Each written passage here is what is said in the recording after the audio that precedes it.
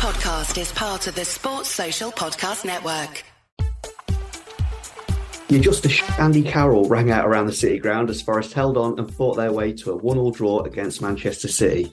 This is the 1865 match report recorded the day after the best team in the world couldn't find a way through Forest defence and our unbeaten home record goes on and on. So we've got our Tom to talk about the match, we've got the view from the opposition and we've got a news roundup on our ever-growing injury list from Callum later on. But we'll start off with how we lined up yesterday. We had 5 changes from the defeat at Fulham. Some enforced, some unexpected, because Felipe and Worrell replaced the injured Bolly and McKenna, and Colback and Shelvey started in midfield. So we had Navas in goal, Aurier and Lodi at fullback with Felipe and Worrell in the middle. Then we had these 4 central midfielders, Freuler, Shelvey, Danilo and Colback, with Gibbs, White and Johnson up front. So with those midfielders, I was listening on the radio on the way there, and there were some questions about the shape we were going to take, but it did kind of end up sort of as a 4-3-3 with Danilo sort of playing slightly ahead of the other 3. But to be honest, we just sat deep in a very, very low block and the shape didn't really matter that much. But we'll talk about that more in a bit. The first half was pretty much all City. I checked the stats at half time. We had 16% possession. We'd made 10 attacking passes to their 286. The bloke next to me commented he'd never seen players able to make space in our box when we had so many people in there. And there were quite a few hairy moments, but for all their dominance and all their shots that they got, I don't think Navas really had a save to make in the first half. However, the pressure eventually counted. A corner saw Grealish pick up the ball, spot Silver marked at the edge of the box, and he put in this fantastic shot that was close to, but just out of reach of our keeper. Second half was a bit different. Navas was kept busy making a number of excellent saves, but the key moment for me came when Haaland skipped away from Worrell, had his hand on Haaland's shoulder, like the slightest of touches, and Haaland threw himself to the floor. The referee waved play on and Pep got a booking for his complaints, but personally I'd have thought Haaland should have got the booking there. Straight after, Foden's shot was saved by Navas. Haaland hit the bar and then skied the rebound, prompting those Andy Carroll chants. And that made me laugh a lot. But it also seemed to give our team a bit of belief. And we made a load of subs. Nico and Ayew came on, then Mangala, and then finally Toff and Wood. And that allowed us to start getting hold of the ball, eventually resulting in Jono beating his defender, spilling the ball to Morgs, whose low cross was met at the far post by Chris Wood for his first Forest goal. 1-1, an amazing performance, fantastic tactically. Tom, what did you make of that? Brilliant, especially second half yesterday. And that goal, I think I've watched it about 20 times this morning. 19 passes I've counted. And this is not, no disrespect to when we did it against Fulham under Sabri in 2019, but this is against the juggernaut, which is Man City. And yeah, 19 passes and it was a brilliant team goal. And I don't think outside Nottingham, not enough will be made of it, but it's just a fantastic goal. And I think the second half, it was a really disciplined performance and everybody was near enough perfect. So I think it's a well-deserved point, to be honest, because you're going to obviously concede a bit of possession and you're going to suffer a bit, but on the whole, we was brilliant yesterday. Yeah, I mean, I think, yes, Steve Cooper said sometimes you have to sacrifice, I can't remember its exact words, something like sacrifice your ideals or sacrifice. Yeah, that was pretty much it, yeah. And and we did. We just sat, especially in the first half, we sat basically in our own box and were completely disciplined, like something I've not seen from us for a very, very long time. Exactly. And you could see on the pitch, like certain players were getting more and more frustrated as the game went on from Man City. I mean, Haaland was getting frustrated, then he threw himself to the floor. After that, minimal contact by Worrell. Kevin De Bruyne his radar was well off yesterday. Yeah. And Grealish, he started the game really well, but then bit by bit when we was niggling at him, he was getting frustrated and he probably took his eye off the ball of a disciplined performance. So yeah. And then Worrell and Felipe, they were absolutely colossus yesterday. I think when Felipe got in last night, I think it was wallet, keys, Haaland in his back pocket.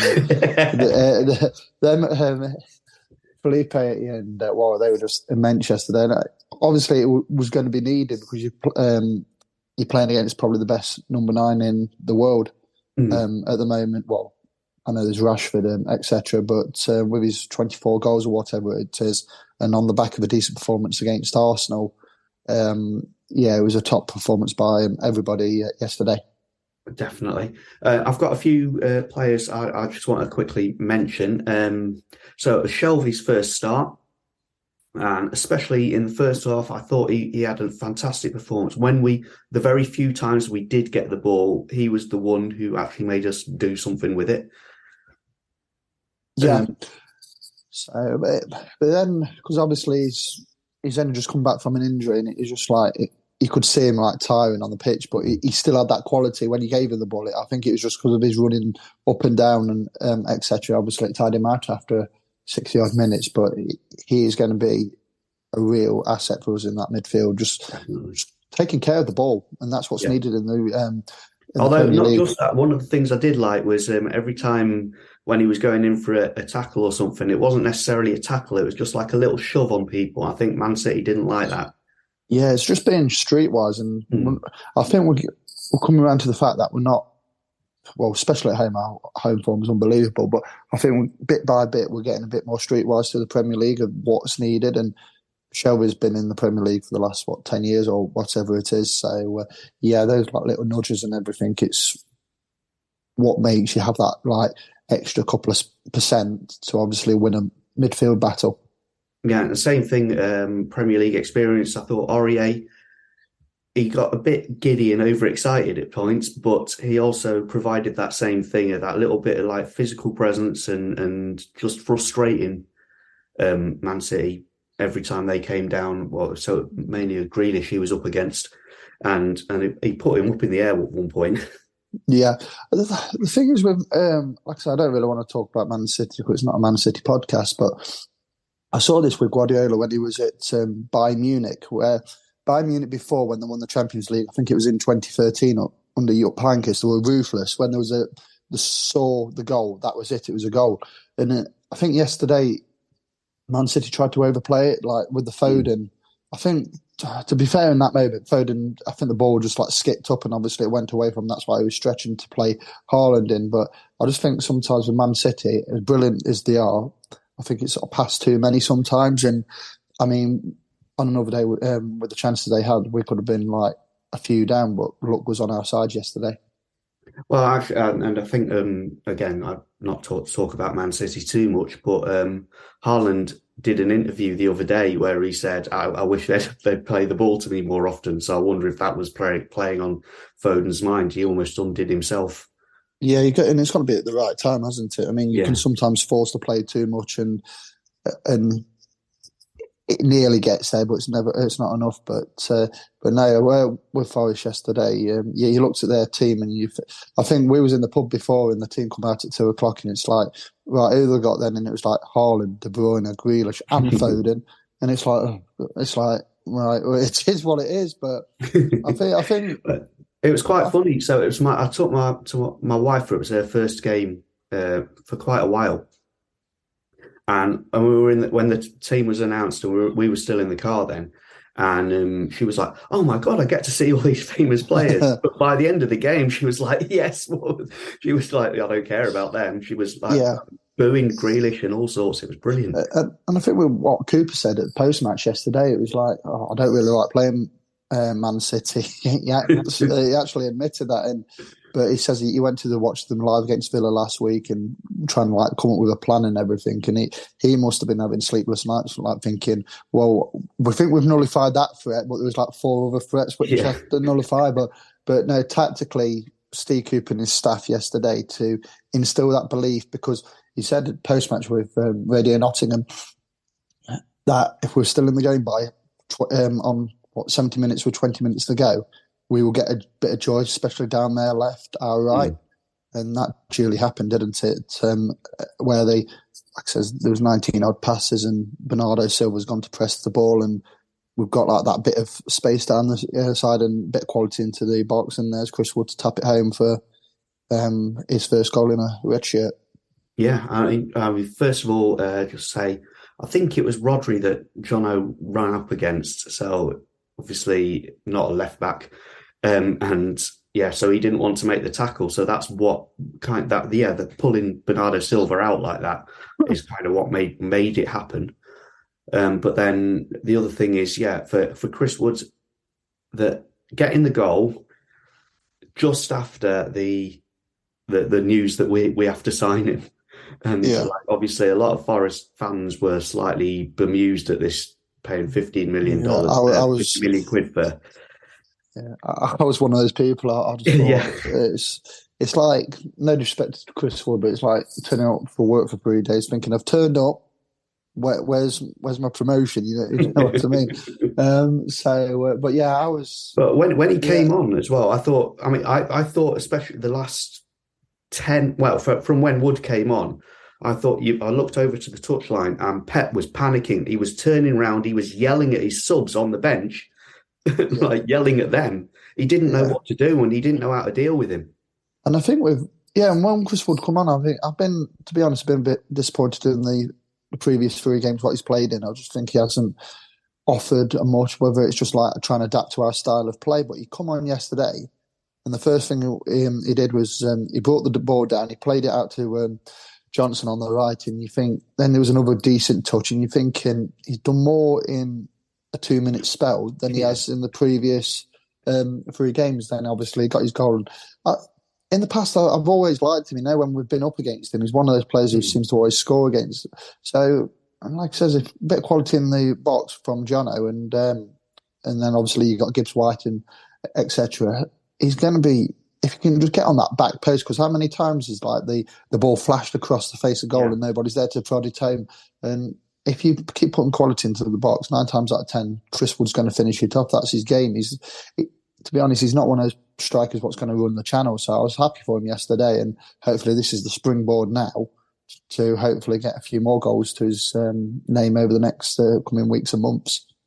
I mean, another nice little touch was after the game, Steve Cooper came over and gave Chris Wood a great big hug, and then he pushed him towards the fans so that he could receive the applause, which I thought was a really good touch. Yeah, I think social media is it's just an easy stick to use to give somebody some stick if like a player is not playing how you want him to play, etc. But yeah, when he come on yesterday, like he says, Pep panicked. They're thinking, well, they got somebody where the ball could stick now and they could cause us problems around the box. I.e., you've got Ayew, who was on the pitch at that time, and you've got Gibbs White, you've got Johnson.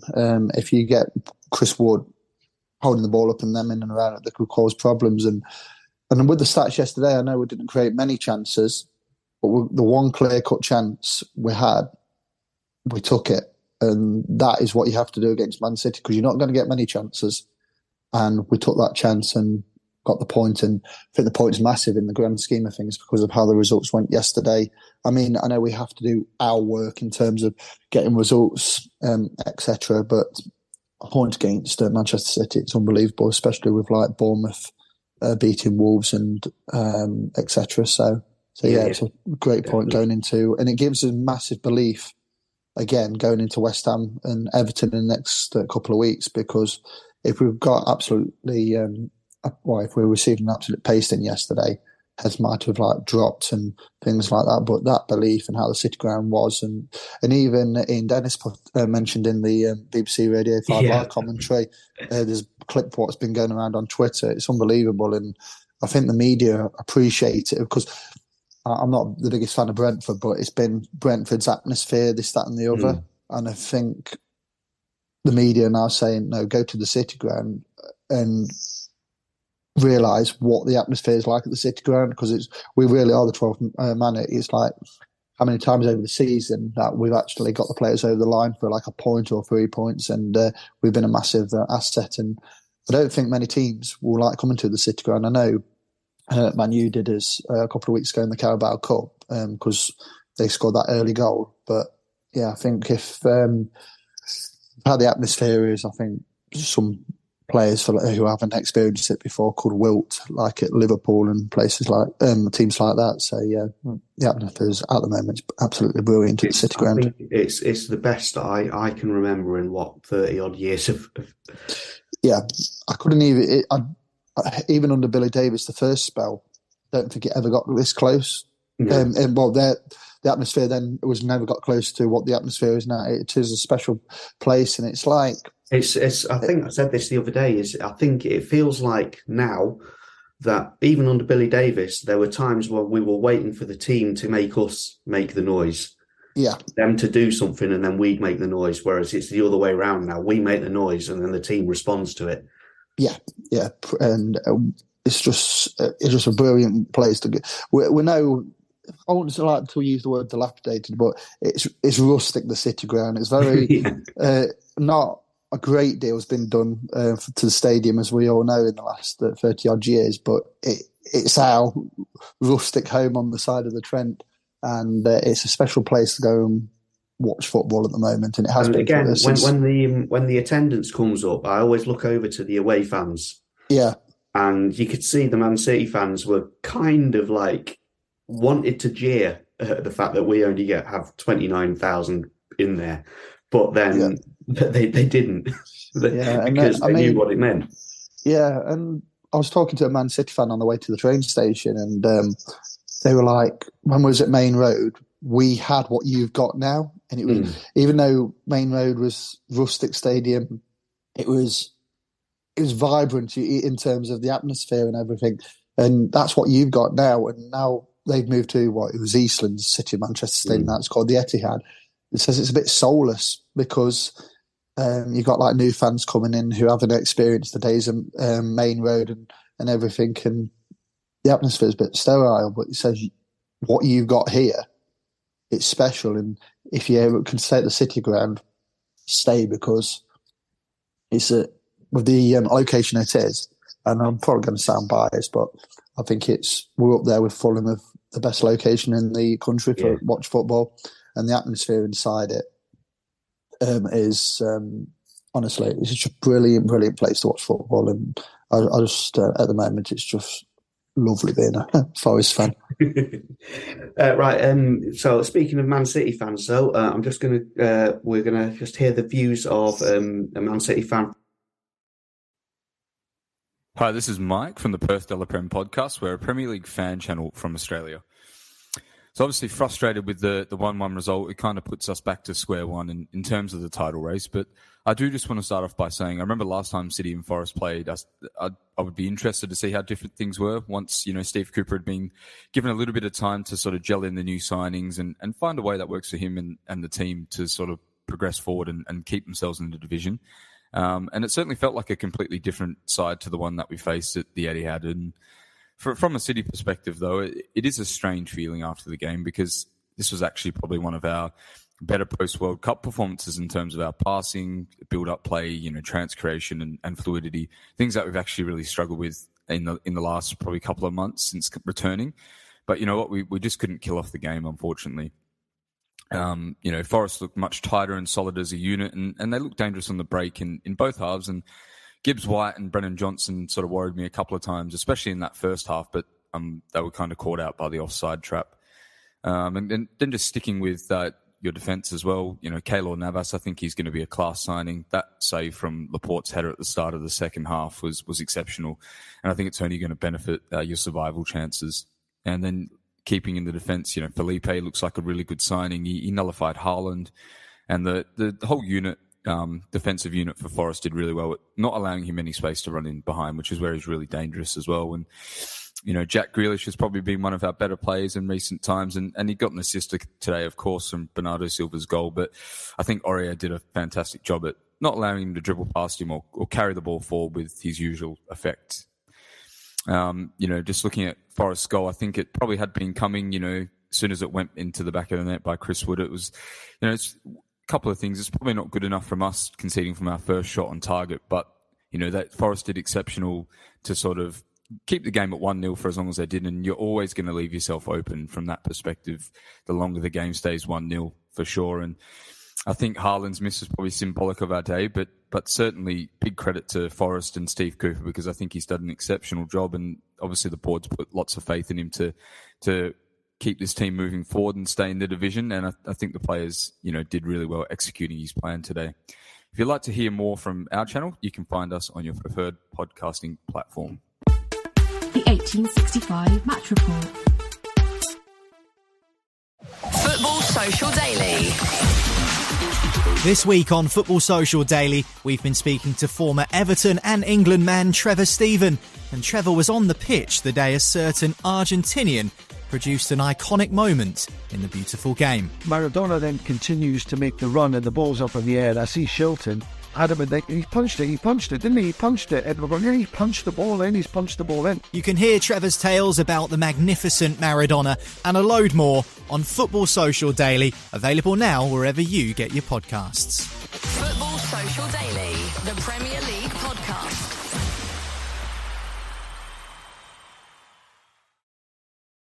You're listening to 1865, the Nottingham Forest podcast. Yeah, we can all agree it was a fantastic performance. Steve Cooper got his tactics exactly right. Just a word about Steve Cooper then, because I don't know where we'd be without him, and I mean all of this is down to him ultimately, isn't it? It is, and the belief what he puts into the players. I think privately he probably saying, I wouldn't say he'd be scared because he's not that, but he's wary of when we're playing these like some Man City. But I think yesterday he got his tactics absolutely spot on, and he instills this belief into the players that you can do anything. Within 90, it's 2 teams, 11 players, you can do anything, and that belief transpired onto the pitch yesterday with the players. He mentioned that in his interview as well. He said, I don't like to talk about how good Man City are before the game because I want to instill the belief in the players. Yeah, and he does that, doesn't he? I mean, because I always, in the past, before Steve Cooper, it's like as soon as final whistle, that's it, up and out kind of thing. But you want to stay that extra 5-10 minutes of Steve Cooper going around embracing all the players and everything, and obviously thanking the fans, doing his fist pumps and all of that, and yeah, he's just every single week it's like he just pulls something out of the bag of instilling this belief in this side, and his belief and the togetherness, what is wrapped around the club, is what's going to keep us in the Premier League. And like he says, I don't know where we'll be without him. Not here anyway. Nowhere here. In League One, to be frank. You just don't want to think about it. So, but no, he's solid goal. That bloke is. He's solid goal. So, I mean, we've still got a pretty tricky run of games coming up. And the biggest worry at the moment is our injury list. So here's Callum with the latest on how that's looking. Hi, this is Callum with the 1865 news. Some bad news recently with the injuries to Willy Bolly and Scott McKenna. Bolly's out for 3 months, up to 3 months, and McKenna's out for up to 8 weeks, which adds to the injury list, which is now Awoniyi, Biancone, Henderson, Koyate, Niakate, Richards, Yates, Lingard, Bolly and McKenna. Good news though, we've got Niakate in training, non-contact, but should hopefully be quite close to returning, and Awoniyi and Koyate progressing well according to Steve Cooper. And that has led to Steve Cooper applying to the Premier League to try and bring Steve Cook back into the 25-man squad. I think Bolly will probably miss the rest of the season now. If he is out for if he's out for 3 months, he will be. So I imagine it would be a like-for-like replacement. Still waiting to hear back on that news. Some transfer news, we're still waiting on Lewis O'Brien's move and how that's progressed with Blackburn with the application to try and get that through to the FL. But I believe there is interest from the MLS and they're trying to look at a move there as well if everything doesn't go through. And then Chris Wood is now a permanent Nottingham Forest player after making 3 appearances for the club, which would have been the clause included in the deal to Newcastle, 15 million, and I believe it's about £4 million for the loan fee as well, so taking that up to 19 mil. And then Morgan Gibbs-White has been in England contention with Gareth Southgate, which would be great if he does make the squad at some point. So that's some great news for us. And thank you very much, and I'll be back with the news again soon. And then just an update on that, if you hadn't heard, the Premier League have turned down our bid for Steve Cook to be added to the squad, which, I mean, I don't know, it isn't a surprise, I suppose, but it is still kind of worrying. I really don't want to end up having to chuck Niakate back in. No, and I think my heart sunk yesterday because Felipe cleared the ball out in front of A-Block yesterday and he stumbled and I thought, please don't be a hamstring. He obviously was all right after that, but my heart, I thought, not another one. But then Aurier went down yesterday. Hopefully it was just like probably a bit of fatigue or a knock, and we don't have a game in midweek, so obviously we can get him ready for the game against West Ham next week. But regarding the request to re-include Steve Cook into the 25-man squad, I think Watford did it last season, but then I can see why the Premier League have rejected it, because it will just make a mockery of the 25-man squad, because everybody will be doing it. And I mean, there might be a rule for this and a rule for that, but I'm not too surprised that they've come back and said no, kind of thing. But for a day or so, it rattled the rest of the Premier League, because I think we absolutely hate it at the moment. Well, obviously they started chucking all the accusations about how much Jesse Lingard was on at the start of the season. Yeah. Players, what was signed and everything, and even yesterday on Twitter, Man City fans were getting rattled by a set of fireworks let off by a local takeaway. So I'm going to have to say, actually, those fireworks happen every week. We don't just do it for Man City. Exactly, but yeah, I was coming out the ground yesterday, and there was like this bank lad, and he was like, I won't do the accent, but he's like, oh, why is there fireworks? You only got a draw, and it's like, we'll do it every single game. You could have pandas today, and probably, I think it's Eva's Grill, isn't it, on Radcliffe Road? I plugged to him, but I think he's got like a storage container of fireworks, and we'll just let him off, kind of thing. But yeah, it's funny when we play Premier League side, because I sit right above the away fans, so I'm coming out, and when you go down Colic Road, they meet up with you if they come out at near enough the same time, and when the fireworks go up and everything, and you can hear the comments. I thought we've absolutely rattled the Premier League this year. I mean, when we got up in May, everybody's like, oh, it's great to have Nottingham Forest back into the Premier League. Then bit by bit, they're just, I think we hate it, kind of thing. But are we bothered? No, we're not. No, absolutely not. So, I'm going to wrap it up there. I'm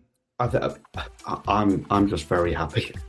Yeah, it was. I mean, a win would have been fantastic. There was like the slight chance we could have sneaked something at the end, because they were rattled and then they were piling forwards at the end. Yeah, but yeah, I'd have taken a draw any day. Yeah, I think we all would. So, but no, it was a good performance yesterday, and on to West Ham next week. Yep. So thank you, Tom. Thank you, Callum. Thank you, Perth De La Prem. Thank you for listening, and thank you to Steve Cooper, most of all.